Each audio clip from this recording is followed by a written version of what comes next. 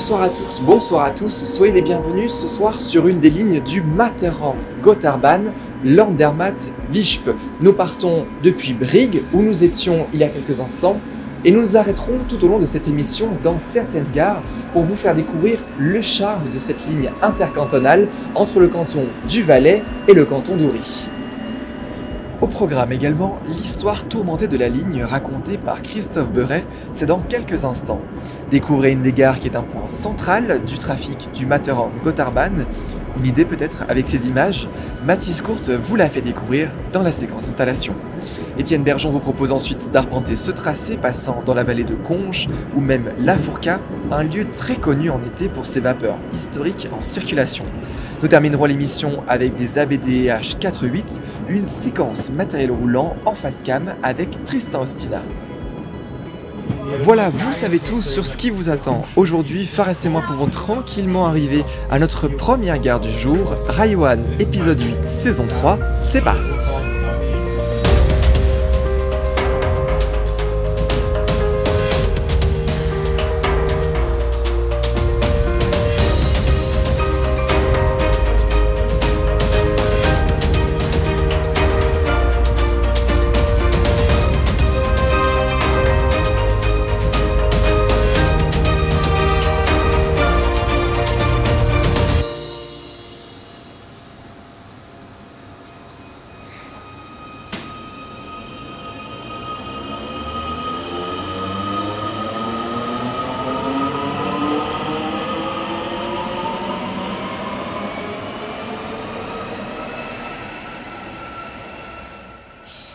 Bienvenue en gare de Lax. Elle a vu évoluer la ligne depuis des décennies, à l'instar de son bâtiment de la gare, comme vous pouvez le voir avec cette archive de SBB historique datant de 1974. Mais entre volonté d'invention technique, faillite ou encore conditions météorologiques extrêmes, l'histoire de la ligne ne fut pas de tout repos, comme nous l'explique Christophe Beuret. Regardez.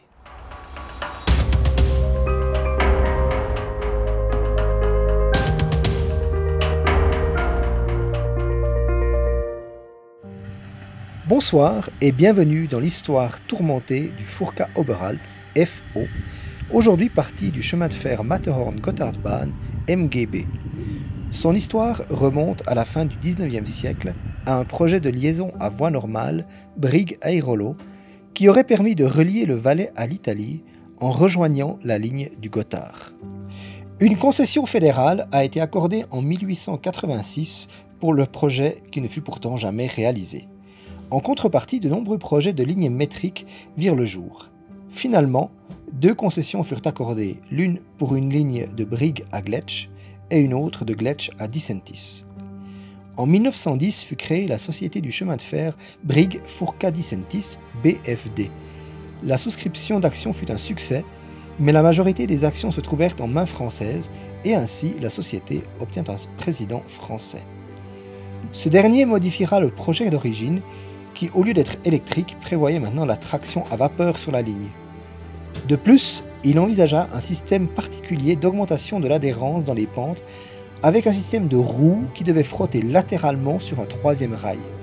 Ce n'est que sur l'insistance de la Confédération que l'on revint à une crémaillère classique. Les travaux furent adjugés à une société française en 1911 et en juin 1914, la première partie de la ligne entre Brigue et Oberwald fut mise en service. Une année plus tard, en juin 1915, le chemin de fer arrivera à Gletsch. La Première Guerre mondiale mit un frein aux travaux et surtout à l'apport de capital en provenance de France, à tel point que l'exploitation ne put être maintenue qu'à grand renfort de fonds publics. En 1923, la société sera liquidée de force. Les cantons concernés et les chemins de fer voisins, notamment le Viège-Zermatt, rachetèrent la société en faillite et lui redonnèrent vie sous une nouvelle raison sociale, le chemin de fer Furka-Oberalp, FO. En 1926, la ligne sera achevée et mise en service entre Gletsch, Andermatt et Disentis. À Andermatt, la correspondance était assurée avec le chemin de fer des Schellenen, mis en service en 1917 et qui fusionnera en 1961 avec le FO. En 1930, le chemin de fer Viège-Zermatt a prolongé sa ligne entre Viège et Brigue, reliant ainsi les deux compagnies et permettant la création du Glacier Express. Rappelez-vous, je vous en ai parlé dans l'histoire de la ligne de l'Albula lors de l'émission du Record du monde. L'électrification de la ligne aura lieu pendant la Deuxième Guerre mondiale, de 1940 à 1942, en 11 kV 16,2 Hz, comme le sont aussi le RHB et le Brigue-Viège-Zermatt. Jusqu'à l'ouverture du tunnel de base de la Fourca en juin 1982, le trafic était interrompu chaque hiver entre Oberwald et Réalp. L'ancienne ligne de fête a été reprise par l'association, puis plus tard Société Anonyme Dampfbahn Furka Bergstrecke DFB, dont l'acronyme est par ailleurs l'anagramme de celui de la compagnie originelle. Vous suivez ? Finalement, en 2003, le Furka Oberalp a fusionné avec le Brigue-Viège-Zermatt pour former d'une part le Matterhorn-Gotthardbahn exploitant et d'autre part le Matterhorn-Gotthard Infrastruktur, gestionnaire d'infrastructures.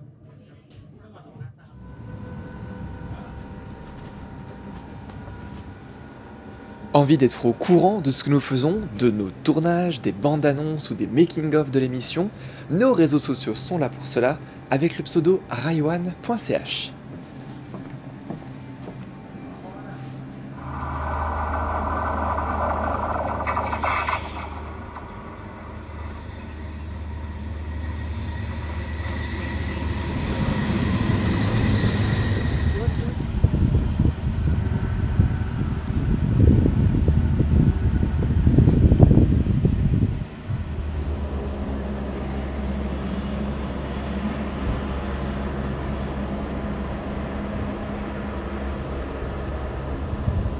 Bienvenue en gare de Viersch, où vous pouvez le voir juste derrière moi, des cabines ou des œufs partent depuis le bâtiment de la gare pour monter sur les hauteurs. Nous continuons notre voyage en direction d'Andermatt et justement Andermatt est un point d'interconnexion assez visible sur le réseau du Matterhorn-Gotthardbahn. Nous pouvons venir de Göschenen, de Disentis ou de Visp et inversement y aller. C'est un point un peu névralgique sur le réseau, parmi d'autres gares bien entendu, mais nous nous intéressons à celle-là, ou en tout cas Mathis Courte, dans sa séquence installation.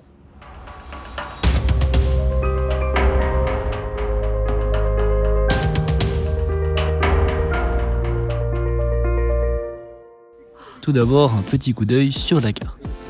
Andermatt, village du canton d'Uri, est situé au point de rencontre des lignes venant de Zermatt, Göschenen et Disentis. C'est d'ailleurs la seule gare de bifurcation du MGB. On va se plonger gentiment dans l'ambiance avec quelques archives.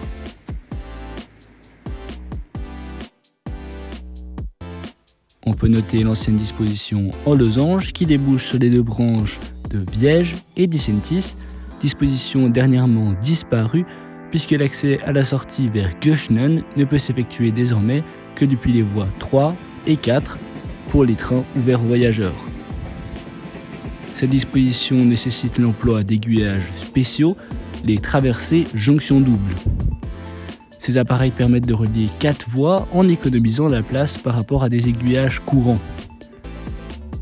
L'absence de crémaillère en gare est justifiée par la planéité de la zone et par le surcoût entraîné par les aiguillages spéciaux comportant la dite crémaillère.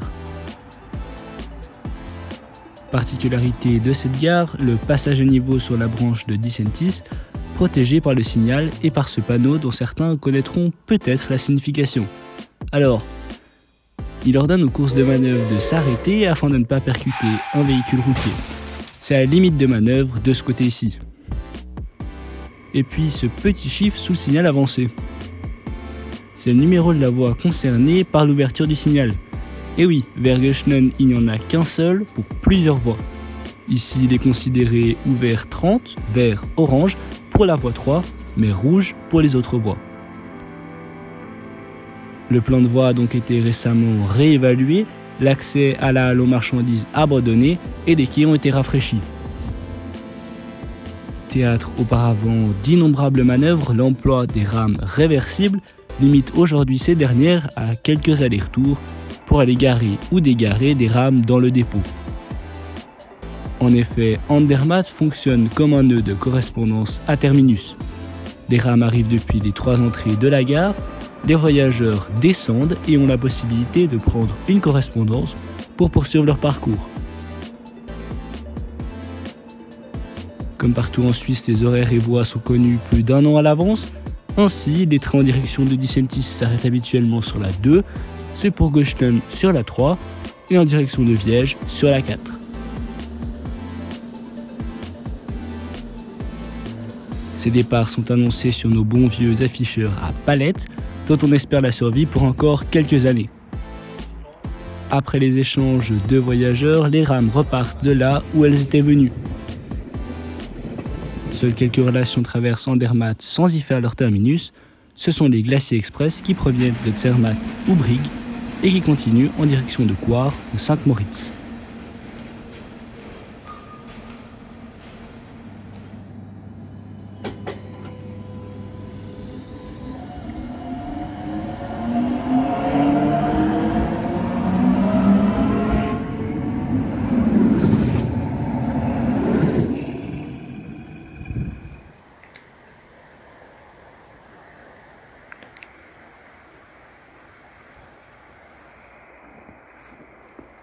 Nous continuons notre périple en direction de la gare d'Andermatt et nous sommes maintenant à Geichinen.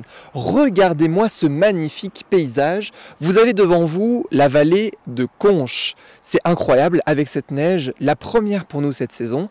Et Étienne Bergeon ne pouvait donc pas résister à l'idée de vous proposer ces paysages majestueux dans sa séquence découverte.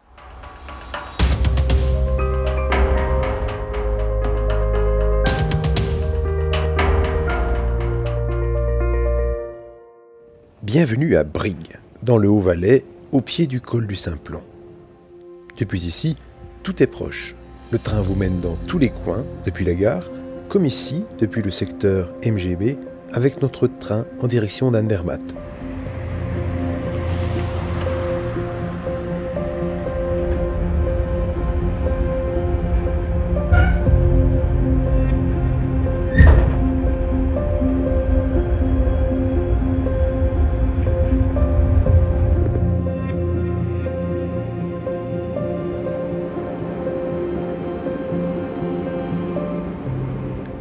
La ligne est longue et nous avons préféré vous montrer que quelques arrêts, comme le premier, l'Axe.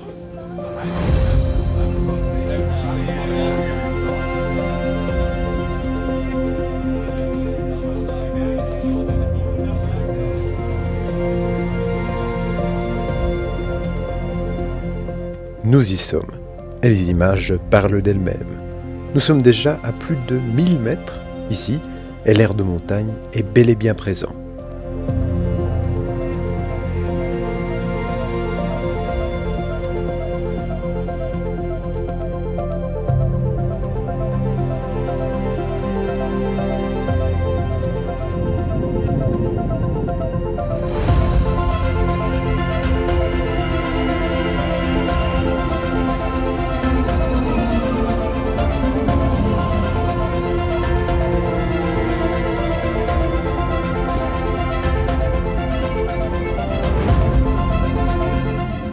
Nous continuons notre route en direction de notre prochain intérêt, Fieschi.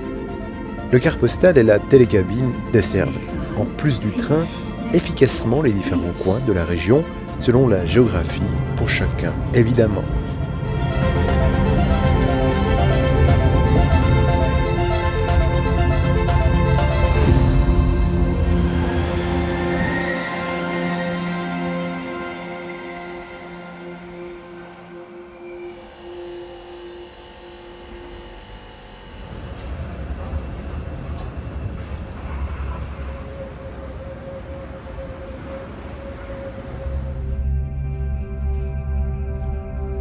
J'ai personnellement décidé de monter, les prix sont très corrects et la vue est juste inimaginable depuis en bas.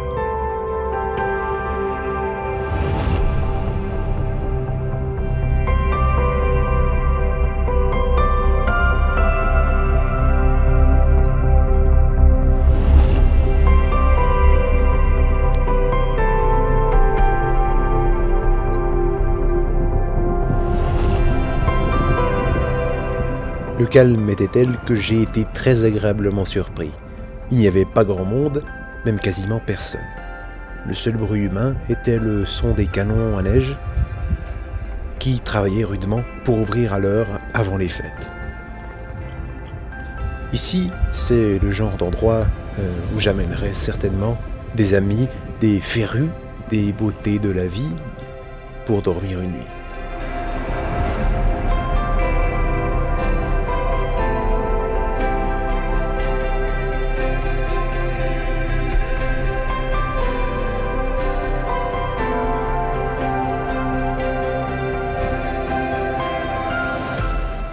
La neige était très bonne, il faisait très froid, mais je n'ai pas pour autant eu froid, je n'ai pas gelé, car évidemment l'endroit était très impressionnant et tout simplement je ne me suis pas assez ennuyé pour avoir froid, ça devait être ça. Parmi ce calme, la télécabine, rudement efficace elle aussi, amène sereinement les marcheuses et marcheurs, habitantes et habitants et gens comme moi, au sommet le plus haut, accessible en basket que j'ai vu dans ma vie, à un prix si avantageux. Il s'agit d'une des portes d'entrée de l'univers des excursions de la région d'Aletsch.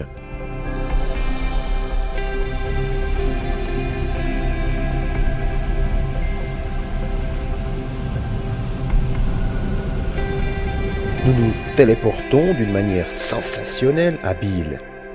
Là aussi, que ce soit de jour, de nuit, les paysages tranquilles ont été capturés, sans le vouloir, par plusieurs de nos caméras. C'est pour ça que des fois il fait jour, des fois il fait un peu nuit. Mais ça reste très joli. Et en plus ça rime.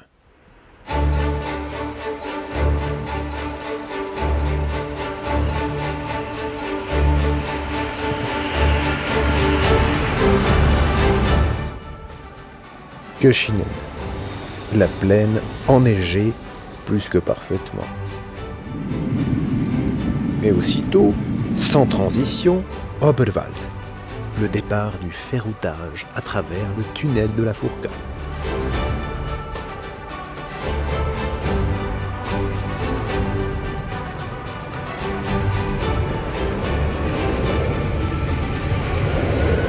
Oberwald est aussi le départ de la route cycliste nationale, route de l'Aar, qui mène jusqu'à Koblenz tout de même. Depuis ici, Fiesch est accessible par bus en alternance avec les trains, en tout cas lorsqu'on y était. La boutique souvenir du train à vapeur était malheureusement fermée, mais nous étions hors saison. Nous voilà à Andermatt, terminus. Tout le monde est prié de descendre. Les couleurs étaient impressionnantes. Les arbres, le ciel, la neige et les rochers, en plus des maisons, tous s'étaient réunis pour animer le village, mais une caméra n'a pas toujours l'œil. Et c'est là que le cœur raconte. Mais tout simplement, je vous conseillerais de venir pour contempler ces couleurs avec vos yeux.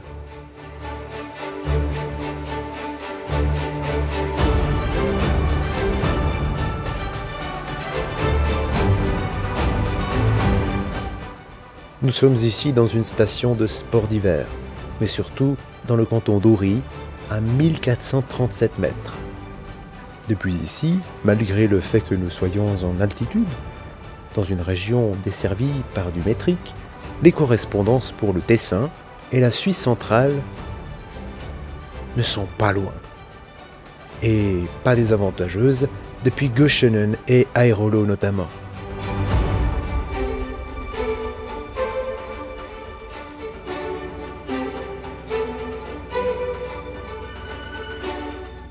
Andermatt est également un carrefour routier, des routes menant vers l'école de l'Oberalp et de la Furka. Ici, tous les moyens de transport ont leur place, même les vélos, comme à Oberwald. Je trouve personnellement qu'Andermatt est très original avec sa richesse dans tous les sens du terme et ses particularités me faisant rappeler parfois mes vacances dans les pays du nord de l'Europe. Parenthèse fermée.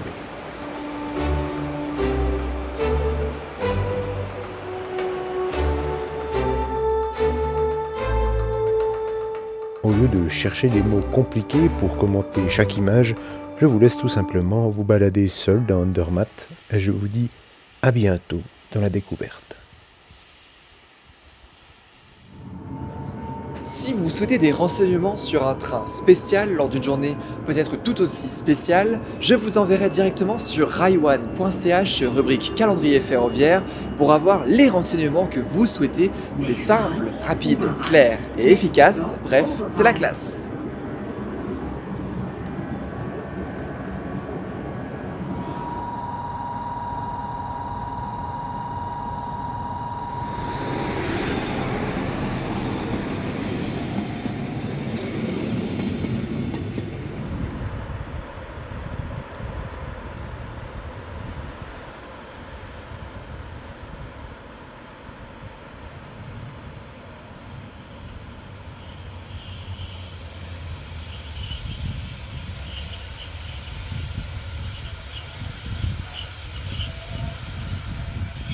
Vous avez juste derrière moi un ferroutage qui est en cours, un transport de voitures par le train d'Oberwald où nous sommes en direction de Réalpes.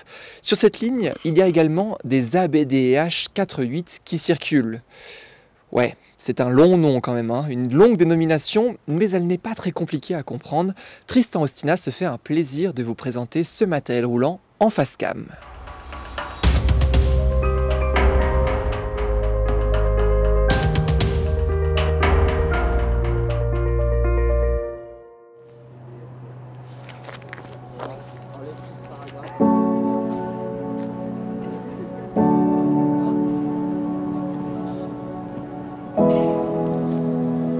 Bonsoir à toutes, bonsoir à tous. Maintenant, nous nous trouvons à côté d'une ABDEH 4.8.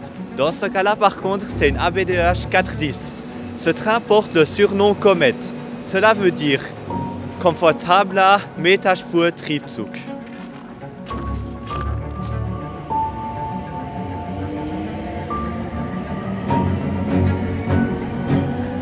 Le MGB possède 8 rames. Elles sont numérotées de 2021 à 2028.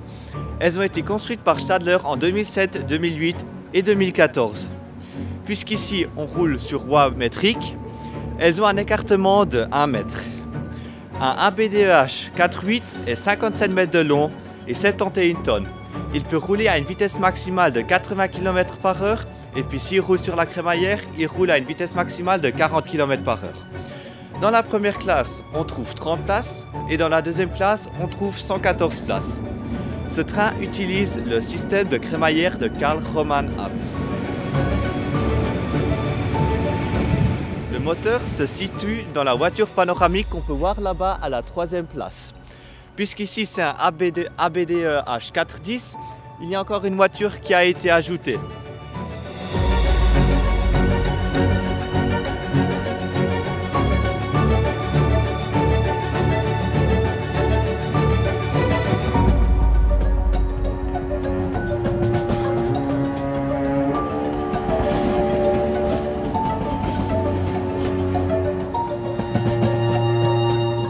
Ce train s'appelle-t-il ABDEH 4.8?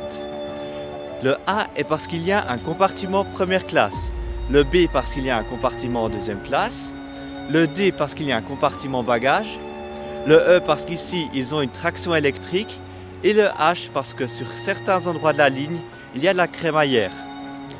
Le 4.8 est parce que il y a 8 SE, mais sur ces 8 il y en a juste 4 qui sont motorisés.